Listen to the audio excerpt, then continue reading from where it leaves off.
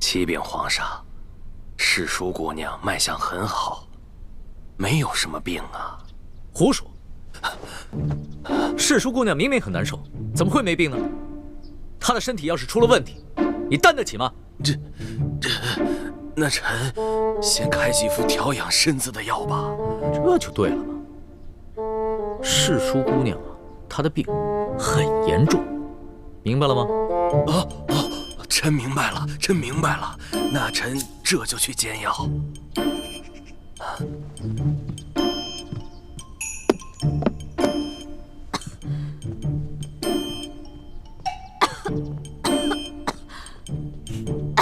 别装了，都走远了。你小点声，要是被太皇太后知道了，又该找我麻烦了。你放心吧，太皇太后那边有朕担着呢。虽然这么说，可是我还是有点害怕，还是有点担心。你是在担心明珠谷的那些人吧？我昨天晚上做了一个梦，我梦见你抓走了我的猪哥哥，还抓走了我爹跟我师傅们，最后你还要砍他们的头。你这个呀，就是日有所思，夜有所梦。当然，如果你爹和你的师傅们一意孤行，坚持要光复大明的话，那最后这样的结局是在所难免的。因为到了那个时候，就算朕想放了他们，满朝的文武和太皇太后也不会放过他们。我明白，我以前一直认为皇上是这天下最大的官，可以为所欲为。可是在我进宫大半年以后，我才发现，原来身为皇上，也有太多的身不由己。龙小弟，我这次答应你回宫，不仅仅是为了救猪哥哥的性命，我还想开诚布公的跟你好好谈一次。你想谈什么？说实话，从小到大，我爹跟师傅们都教导我，要光复大明。我们明珠谷的孩子都以光复大明为一生中最大的责任。可是我始终不明白，我们为什么一定要光复大明呢？我爹跟师傅们总是说，朱明王朝才是正统。我们大明是如何如何的好，你们大清是如何如何的不好。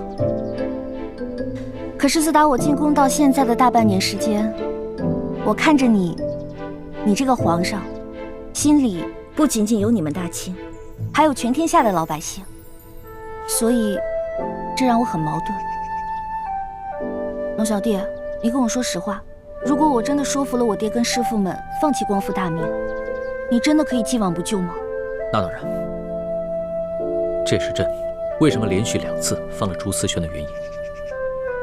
他和你爹，还有你的师傅们，都是前明各行各业中的顶尖人才。他们要是肯放弃对抗朝廷，辅佐朕，平定三藩，收复台湾，那才是真正的造福百姓。否则的话，就是年年内战，天下大乱，天下的老百姓就更苦了。你不会骗我吧？你之前跟我说要惩处贪官，肃清吏治，可是你最后还是放了阿碧琪、隆德多那些坏蛋，我还能再相信你吗？朕之前是说过，要杀阿碧琪、隆德多那些贪官，但是你得给朕时间呢。你给朕3年时间，朕一定会把他们清除干净的。如果你还不相信我的话，那我们击掌为誓。如果朕没有做到，你就取了朕这条性命，朕绝无怨言。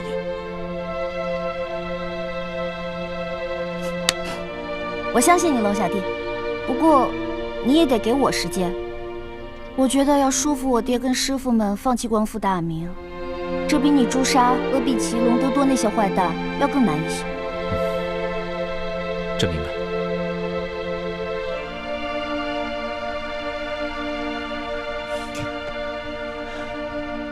花儿，这化解朝廷与明珠谷之间的矛盾，就全在你和朕二人了。所以，无论如何，咱们二人一定要互相信任，互相扶持，永不相疑，永不相害。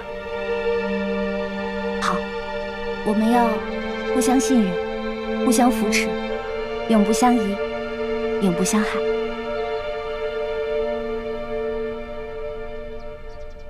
皇上说，诗书姑娘她病了，等诗书姑娘身子好了，再来拜见太皇太后。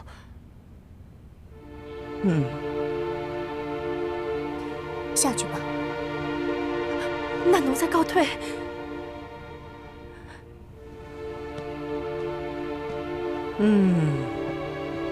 这当年连女色误国之事，要重蹈覆辙了吗？皇上吉祥。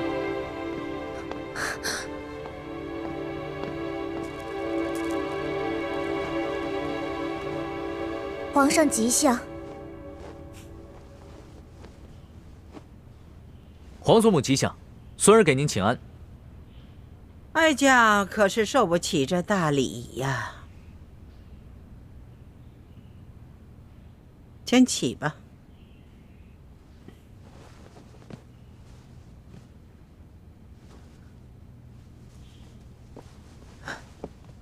皇祖母，您先别生气。孙儿知道您心里不痛快，所以特意赶过来，给您请安，顺便说几句心里话。你都把人接进宫里来了，连哀家都不能碰，你还有什么话好说？皇祖母，您知道孙儿为什么要把奕欢给请回来，而奕欢为何又肯随朕回来吗？告诉你吧，这李奕欢随你回来，他是为了自己的未婚夫朱子轩，而不是为了你。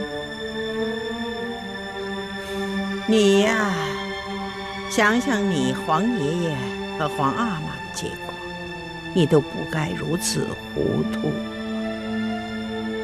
爱新觉罗的子孙不该如此荒唐啊，不该如此为所欲为呀！皇祖母，切勿伤心。孙儿不是皇阿玛，也不是皇爷爷。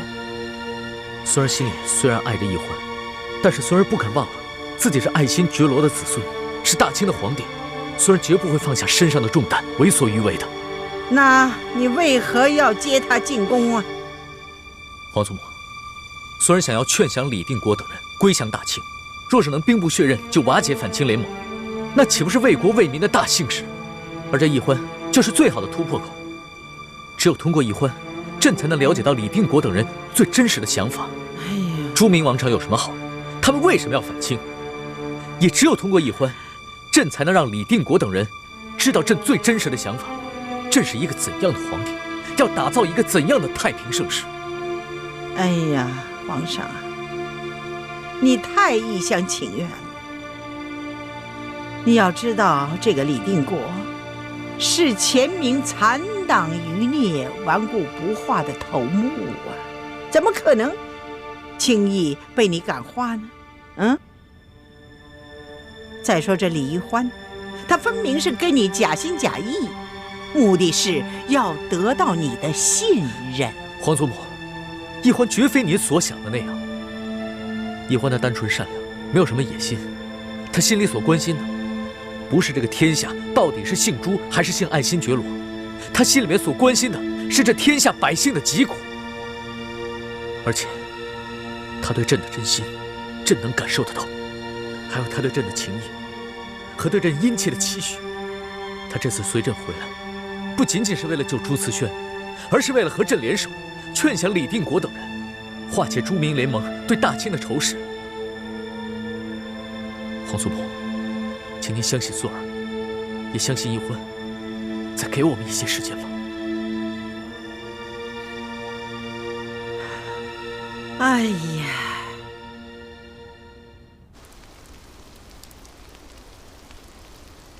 奕欢又回到紫禁城，去见康熙了。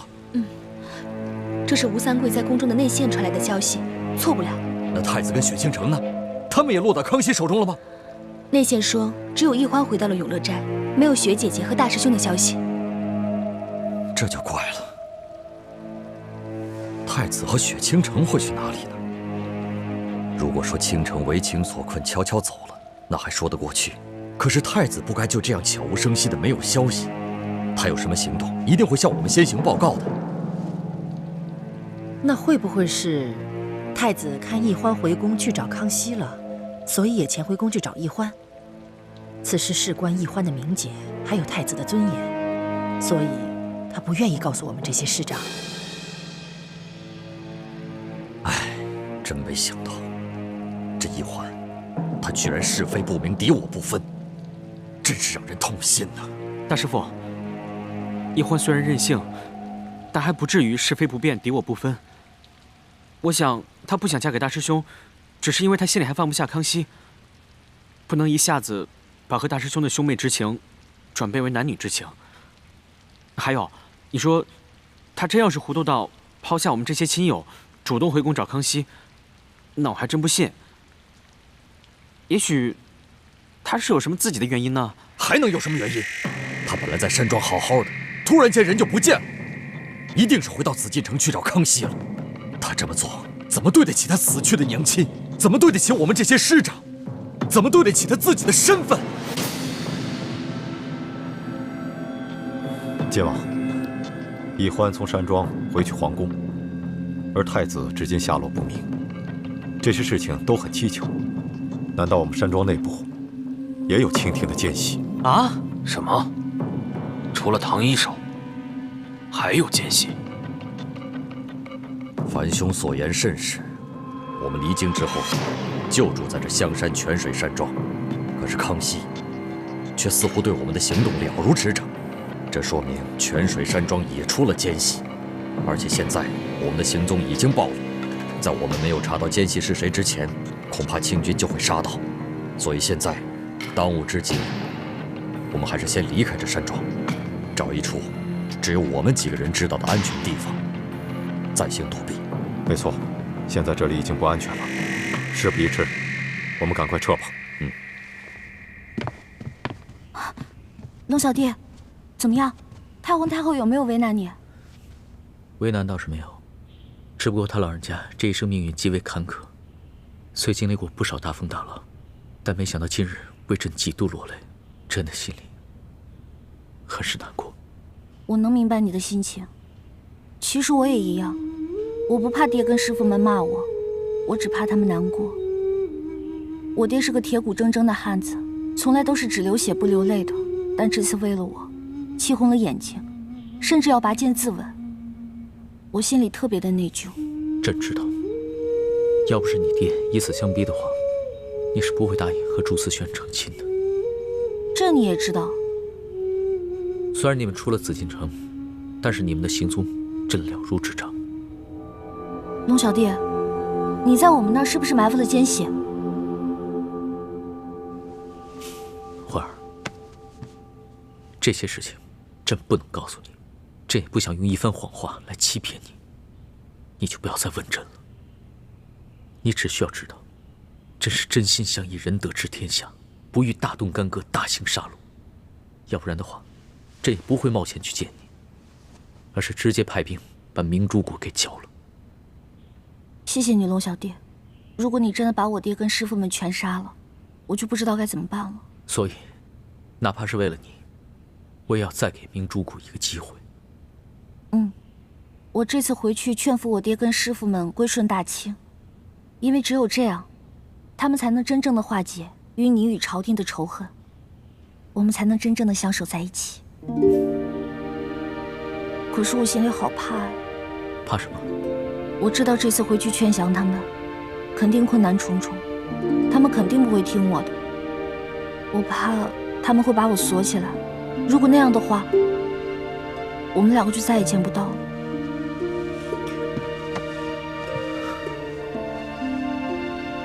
朕的心里也是很怕，怕再也见不到你。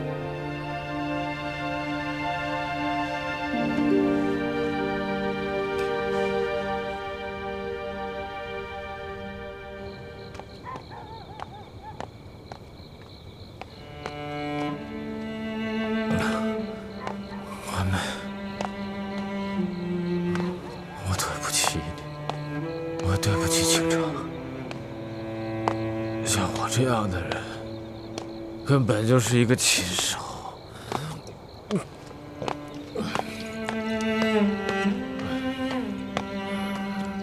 不值得任何人爱，也没有资格爱任何人。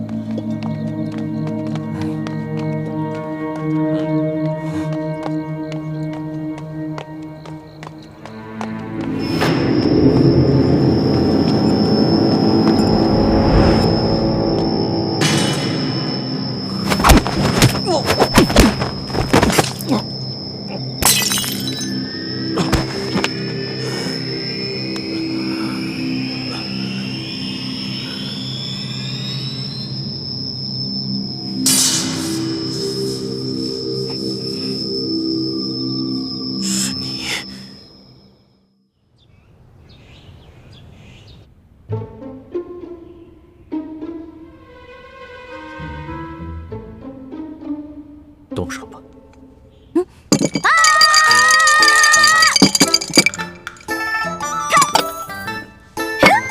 我赢了！来来，龙小弟，喝完这杯还有3杯，不许赖账啊！龙小弟输了，龙小弟又输了，呵呵呵，必须得喝！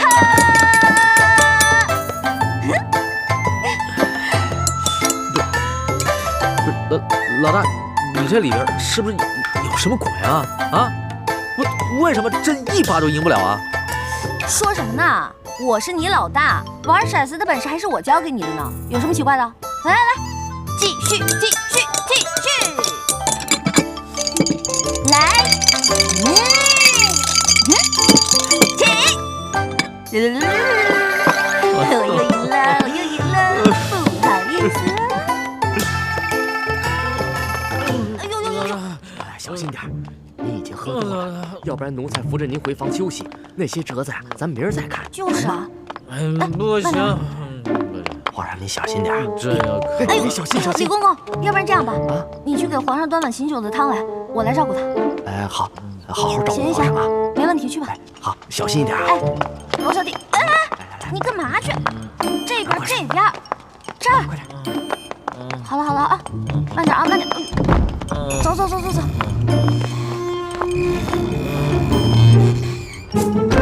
来，龙小弟，慢点慢点慢点。龙小弟，龙小弟。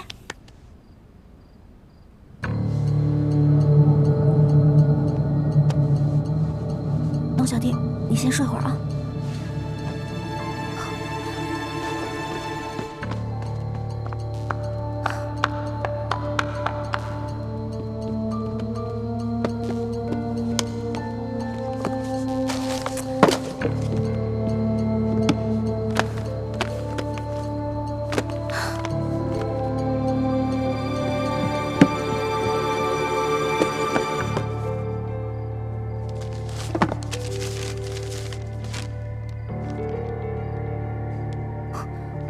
果然有内奸告密，这个字迹怎么那么熟呢？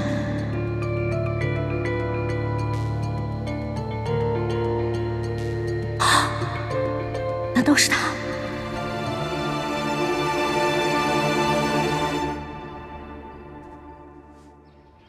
皇上，这李易欢呐，他已经偷看了黑狐的密奏了，这也就是他返回来的用意。他不可能劝降那些潜明余孽。皇上，你还要放他回去吗？皇祖母，易欢虽然偷看了黑狐的密奏，但并不代表他对孙儿的承诺就是假的。孙儿愿意再相信他一回。如果他真的能劝降李定国等人归降大清，那远比派兵剿灭要有利得多，我大清才能够长治久安。皇上，你这番苦心恐怕要付诸东流了。他若是再骗你，你必定失去黑狐了，那将是十分不值得的一件事。皇祖母，孙儿想再赌一次。哀家不相信皇上会赢，但是皇上即使是输了，至少能让皇上断掉对李易欢的念想。就算是失去了黑狐，哀家也就认了吧。多谢皇祖母。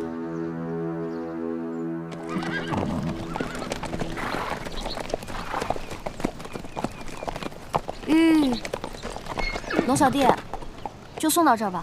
出城有点远，我怕往前走太危险了。行，那朕就送你到这儿，朕等着你的好消息。我一定尽力说服我爹还有师傅们，但是你也知道，他们很固执的，我没有把握真的说服他们。朕明白。不管怎么样，只要你尽力，那朕也就满足了。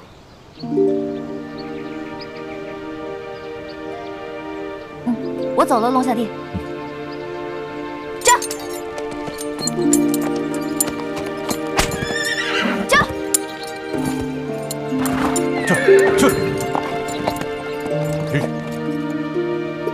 皇上，这李易欢一走，恐怕就不会再回来了。放心吧，他一定会回来的。就算出了什么意外，朕都自有办法让他心甘情愿地回来。皇上英明，原来一切尽在皇上掌握之中。这，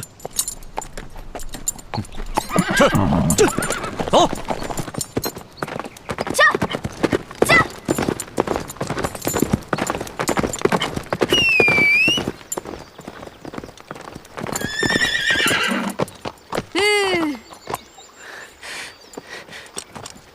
小师妹，你回来了。叶哥哥，今天是你负责放哨啊？我爹他们呢？他们都在秘密据点里。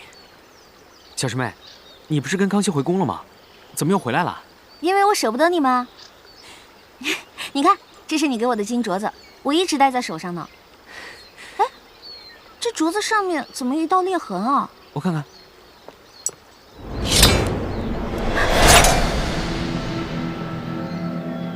小师妹，你这是干什么？叶默生，我现在是要叫你叶哥哥呢，还是要叫你黑狐呢？什么黑狐白狐的？我不懂你在说什么。你别再给我装了，我已经全部都知道了。你跟你爹是鳌拜派在我们明珠谷的奸细。你凭什么怀疑我跟我爹是鳌拜派来的奸细啊？那日我跟朱哥哥埋伏在鳌拜府，本来想跟踪那个奸细。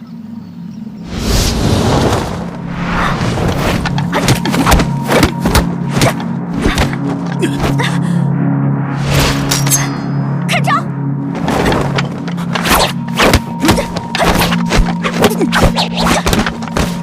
你抓不住了，快回去吧！好汉饶命！好汉饶命！武功这样差，还敢逞能？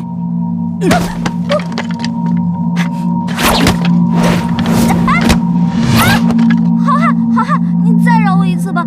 可是那个奸细的武功实在太高了，我根本不是他的对手。他本可以杀了我，可他看清楚我的脸以后，却莫名其妙地放过了我。所以当时我就在想，我跟他肯定是认识的，并且有一定的情谊。后来朱哥哥告诉我，那个人是武师傅唐一手，我也就相信了。可是那时，在平西王府，金钥匙不可能在唐一手的手上。唐一手也并不是什么鳌拜的奸细。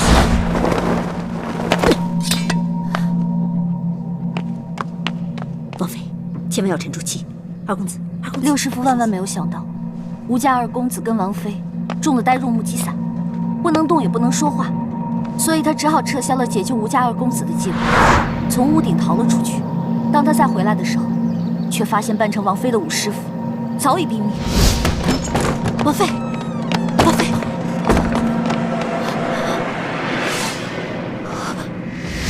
六师傅说，唐一手不是他杀的，那么凶手另有其人，而这个凶手才是真正的鳌拜的奸细。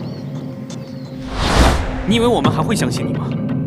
你就是想故意挑起我们明珠谷的内斗，让我们互相猜疑，然后你们好逐个击破。我当时并不知道那是李定国和朱慈轩设下的圈套，我以为在那厢房之中守着二公子的就是王爷最疼爱的侧王妃，我怎么可能会去杀他？你当时为了隐藏自己的身份，想趁乱杀了侧王妃也不是没有可能啊。之后你大可以在王爷面前将所有罪过全部推在明珠谷的身上。当时我们知道六师傅是吴三桂的奸细，自然不会相信他说的话，包括我跟樊姐姐也选择了相信你。但是这一次，我跟朱哥哥成亲，康熙知道，并且悄悄地过来看我，我就知道，我们内部肯定还有朝廷的奸细。所以，六师傅根本就没有撒谎，而且武师傅根本就不是内奸，他是被真正的内奸所陷害的。那日，武师傅变成了王妃，王妃变成了武师傅，瞒过了所有的人。但是别忘了，平日里四师傅跟武师傅的关系非常好，所以你爹一定是看出了破绽，决定将计就计，把呆若木鸡散毒倒了扮成王妃的武师傅。但是六师傅还想冒险救走吴应奇，可是万万没有想到，吴应奇跟王妃都被毒倒了，所以只好取消计划。而你爹，我的四师傅，就是趁这个时候下手的。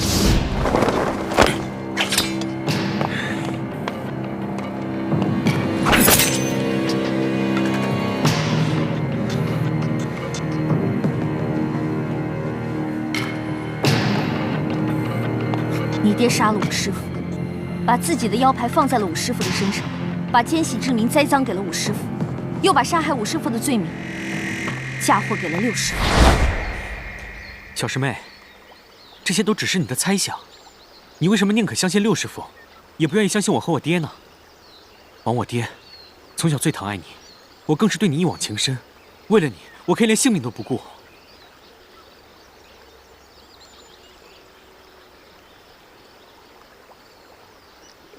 没错，平日里诸多师傅当中，四师傅对我最好，你也有很多次为我出生入死，所以我一直不曾怀疑过你们。直到那日，你千里迢迢从滇都回到京城，约我出宫，说要带我私奔。叶哥哥，哎呀，这地方太难找了。小师妹，你总算来了，你不知道我等你等得好心急啊。你以为皇宫那么好出来啊？想进就进，想出就出啊！我跟那个守卫磨了半天才出来的。咱们平时不都在慈航药铺接头吗？为什么今天在这儿啊？而且你给我的暗号那么少，我找你一路了。我故意把暗号留得很少，就是不想明珠谷其他的人看见。为什么？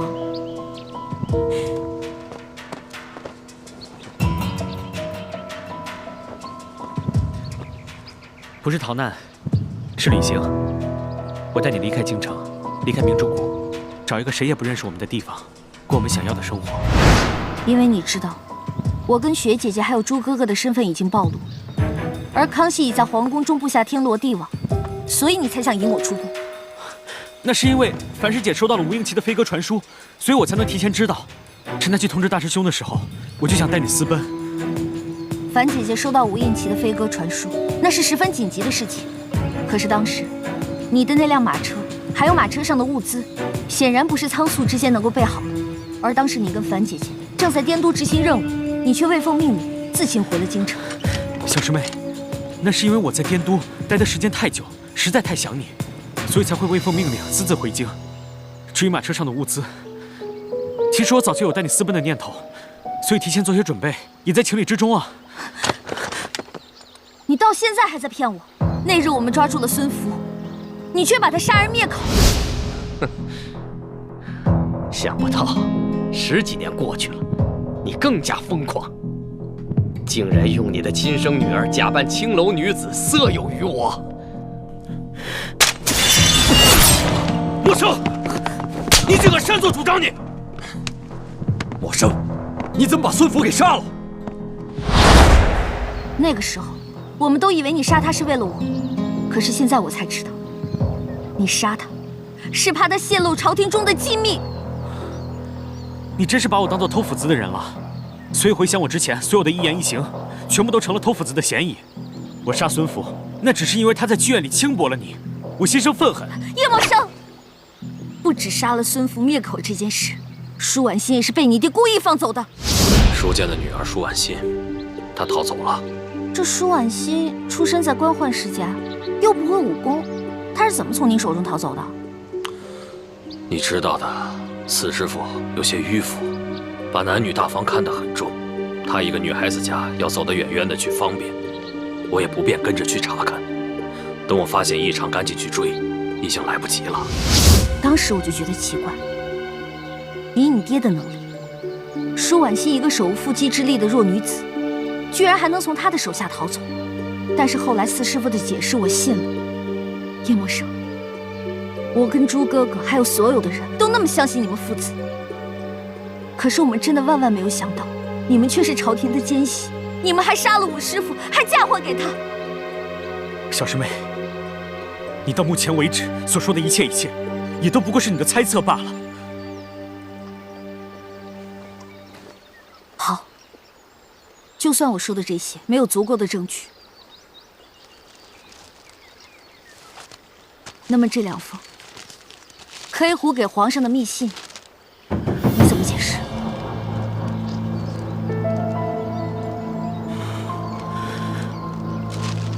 叶哥哥，我们从小到大青梅竹马，彼此的字迹再熟悉不过，难道你还要告诉我，这上面的字是别人仿的吗？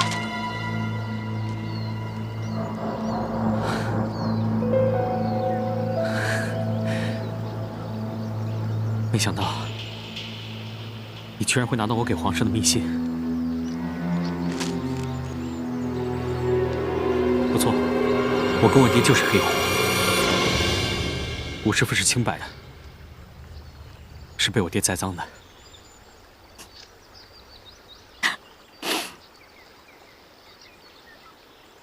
你终于跟我亲口承认了。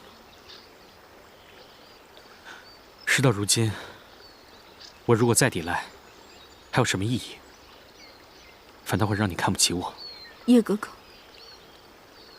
你虽然亲口跟我承认，可是从你的嘴里说出来，我的心还是阵阵的泛寒。原来你之前对我的一切，全都是虚情假意，对吗？不是的。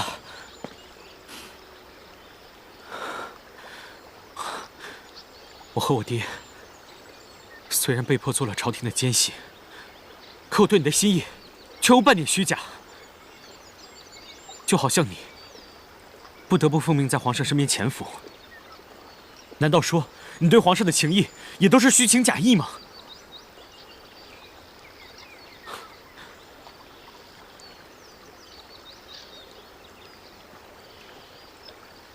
我跟我爹到明珠谷的时候，我才不过只有2、3岁。如果之前的事情我完全都不记得了。我从小是跟你、大师兄、雪师姐、樊师姐一起长大的，我对你们是有真真切切的真感情的。直到前年，我爹带我出去执行秘密任务，他突然告诉我，说我们不是大明臣子，是大清子嗣，说我们是鳌拜派遣的明珠谷的密探。不可能！我不相信！我们明明都是中明联盟的人，怎么可能是大清子嗣？默生，爹难道还能骗你啊？我们不姓叶，我们姓叶赫那拉。叶赫那拉一族是大清中赫赫有名的大族。当年我阿玛，也就是你爷爷，他犯下了死罪，鳌拜赦免了他，但却要求我伪装成大明臣子进明珠谷潜伏。我不听，我也不信，你不要再说了。孩子，等我带你见了你娘之后，你就会明白，爹说的全是实话。你不叫叶默生，你叫叶赫那拉默生。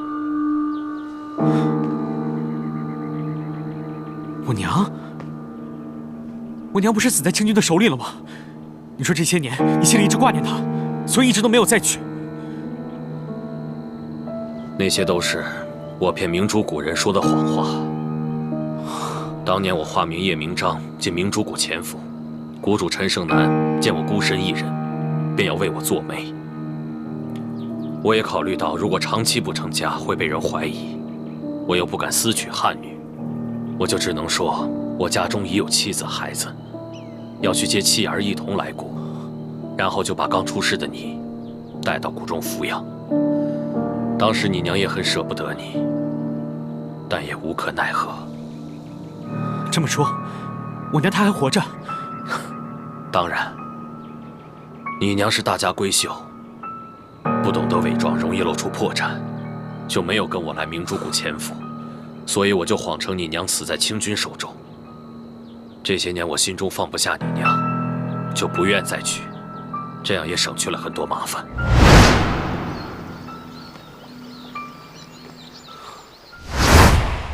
随后，我爹带我回了我们在北京的家。谢祖父祖母。默生，这是你大伯、大伯母。大伯啊，大伯母。默生，这是你额娘。孩子，你都长这么高了，娘想你，娘想你啊！娘，好了，夫人啊，别哭了，我们不是好好的吗？等再过上几年，剿灭了明珠谷的乱党，我和默生就可以回来和大家团聚了。别哭了，默生，这是你表妹乌雅如意，你姑父姑母死得早，就留下这一个女儿放在我们家，由你额娘来抚养，她也算是你的亲妹妹了。见过默生哥哥。如意妹妹，啊，我和默生说两句。啊。默生，你这就算认祖归宗了，以后要随时记住自己的身份，别把自己再当做明珠谷中的乱党了。那谷里的师傅、亲友们、师兄师弟、师姐师妹们，他们都是我们的敌人。所有著名联盟的人都是我们不共戴天的敌人，我们的任务就是有朝一日把他们一网打尽。那也包括小师妹吗？当然。默生，爹知道你喜欢易欢，可你们那是不可能的。再说了，李易欢早和朱慈轩定了亲，他心中完全没有你，你千万别白费心机了，这样会害了你自己，也会连累我们这么大一个家族。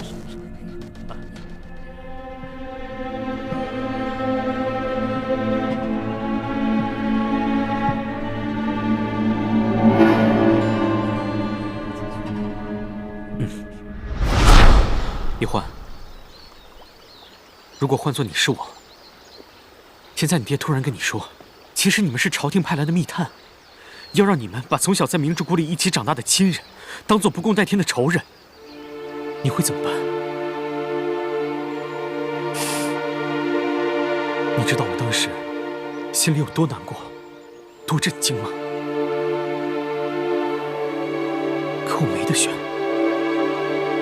其实你也一样，你不明白自己为什么一生下来就要光复大明。你在7岁那年，莫名其妙的成为了大明的太子妃。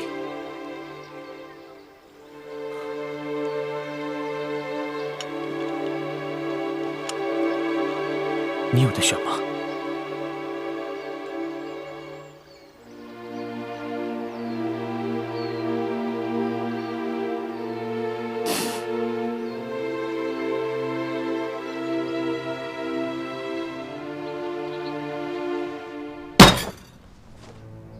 什么？易欢知道你我是朝廷的奸细？他从御书房偷到了我写给皇上的密信。没想到皇上还这么宠信他。小师妹好像跟皇上约好了，要劝降师傅们，让他们放弃光复大明，接受朝廷诏安。他还说，他会暂时为我们保守秘密。哼，易欢呢？毕竟还是个小丫头，她把事情想得太简单了。朱慈轩、李定国、樊离他们哪个不是对我们大清恨之入骨啊？怎么可能放弃光复大明，接受诏安？是啊，那我们现在该怎么办？皇上命我从李定国身边盗走朕的铜匣，我一直没找到机会。现在情形危急，你我只能孤注一掷，赶在易欢把你我身份告诉李定国之前盗走铜匣。嗯。